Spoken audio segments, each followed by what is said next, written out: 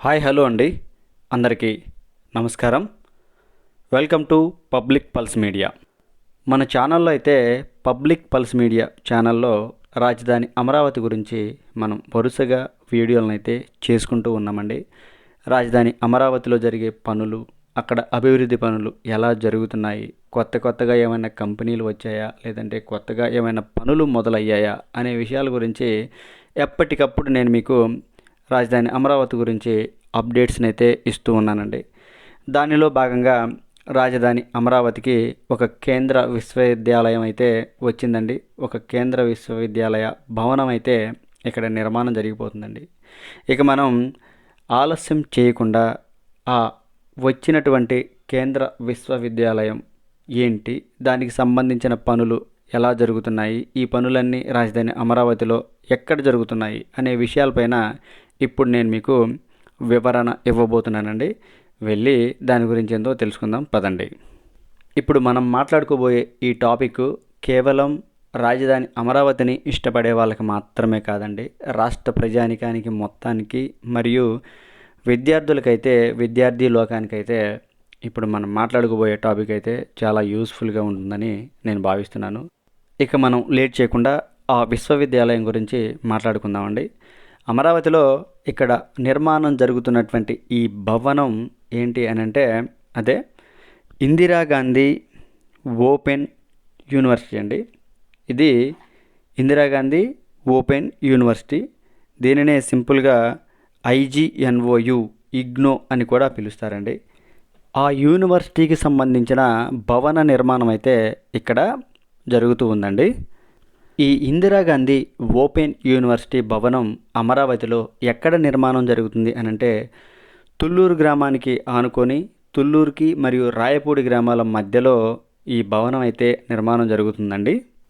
కూటమి ప్రభుత్వం అధికారంలోకి వచ్చిన దగ్గర నుంచి ఈ పనులైతే ఇక్కడ కొనసాగుతూ ఉన్నాయండి. ఎవరైనా ఈ యూనివర్సిటీ భవనాన్ని చూడాలి అని అనుకుంటే గుంటూరు నుంచి డైరెక్ట్గా బస్సులు ఉంటాయి, మరియు విజయవాడ నుంచి అమరావతికి డైరెక్ట్ బస్సులు ఉంటాయి. దిగి ఈ యూనివర్సిటీకి సంబంధించిన పనులను అయితే ఇక్కడ చూడొచ్చు.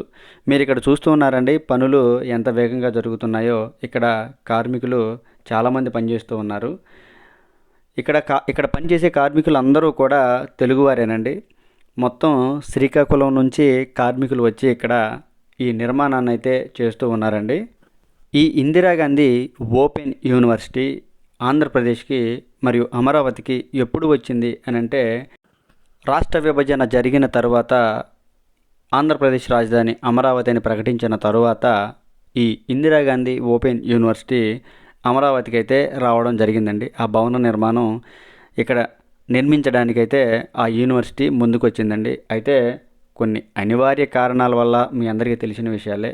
ఇక్కడ పనులు ప్రారంభించే దశకు వచ్చినప్పుడు ఇక్కడ సామాగ్రిని అంతా సమకూర్చుకొని, మిషనరీని అంతా సమకూర్చుకొని ఇక పనులు మొదలు పెడదాము అని అనుకునే తరుణంలో పరిస్థితులు తారుమీరు అవ్వడం వలన, ప్రభుత్వాలే మారిపోవడం వలన ఈ భవన నిర్మాణం అయితే ఇలా అర్ధాంతరంగా ఆగిపోయిందండి. తిరిగి ఆంధ్రప్రదేశ్లో కూటమి ప్రభుత్వం అధికారంలోకి వచ్చాక ఇక్కడ పనులు అనేవి మరలా ఊపందుకోవడం జరిగిందండి. పనులు ఎంత వేగంగా జరుగుతున్నాయో మీరందరూ చూస్తూనే ఉన్నారు. రాజధాని అమరావతిలో ఈ విశ్వవిద్యాలయాల సందడి అయితే మొదలైందండి.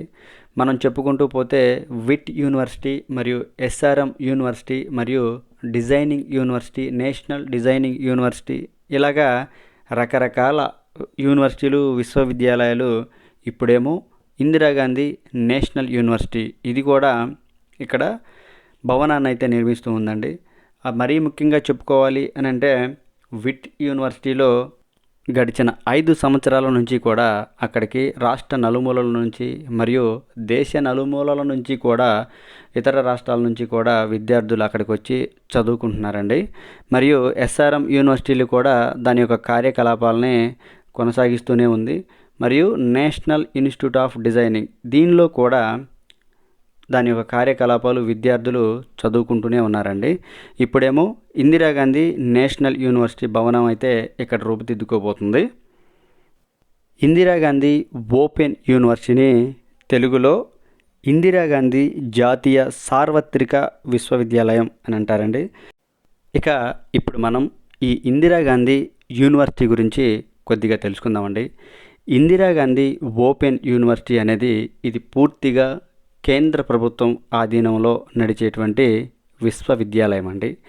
ఈ ఇందిరాగాంధీ ఓపెన్ యూనివర్సిటీ అనేది 1985వ సంవత్సరంలో పార్లమెంట్లో దీనిని ఆమోదింపజేశారండి. ఇక్కడ మనం 2 విషయాలనైతే గమనించాలండి. రాష్ట్ర ప్రభుత్వానికి సంబంధించిన యూనివర్సిటీలు మరియు కేంద్ర ప్రభుత్వానికి సంబంధించిన యూనివర్సిటీలు అని 2 రకాలుగా ఉంటాయి. రాష్ట్ర ప్రభుత్వానికి సంబంధించిన యూనివర్సిటీలు అయితే ఆయా రాష్ట్రాల్లో వారి అసెంబ్లీల్లో ఆమోద ముద్ర అయితే పడుతుంది. అలాగే కేంద్ర ప్రభుత్వానికి సంబంధించిన యూనివర్సిటీలు అయితే పార్లమెంట్లో వాటికి ఆమోదం లభిస్తుందండి. ఈ రెండింటి మధ్య ఉన్న తేడా అయితే ఇది మీరు గమనించాలి. ఈ ఇందిరాగాంధీ ఓపెన్ యూనివర్సిటీ అనేది కేంద్ర ప్రభుత్వ ఆధీనంలో నడవటం వలన దీంట్లో ఫీజులు చాలా తక్కువగా ఉంటాయి. అదేవిధంగా కేంద్ర ప్రభుత్వం దీనిని మెయింటైన్ చేస్తూ ఉండడం వలన కూడా విద్యాభ్యాసం అనేది విద్య కూడా అక్కడ చాలా బాగా బోధిస్తారని చెప్తున్నారు.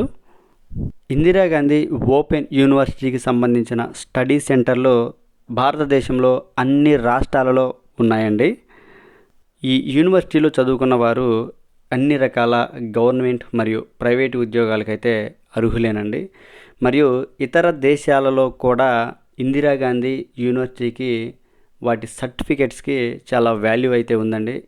ఇతర దేశాలలో కూడా జాబులు చేసుకోవడానికి చదువుకోవడానికి ఈ సర్టిఫికెట్లు ఉపయోగపడతాయని చెప్తున్నారు. మరియు దీని పరిధి విషయానికి వస్తే భారతదేశంలో అన్ని రాష్ట్రాల్లో కూడా దీని పరిధి విస్తరించి ఉందండి. మీకు అర్థమయ్యేలా చెప్పాలి అని అంటే రాష్ట్ర ప్రభుత్వానికి సంబంధించిన యూనివర్సిటీ అయితే ఆ రాష్ట్ర పరిధిలోనే స్టడీ సెంటర్లు మరియు బ్రాంచులు అయితే ఆ రాష్ట్ర పరిధిలోనే ఉంటాయండి. కానీ సెంట్రల్ గవర్నమెంట్కి సంబంధించిన యూనివర్సిటీలు అయితే భారతదేశం మొత్తం విస్తరించి ఉంటాయండి.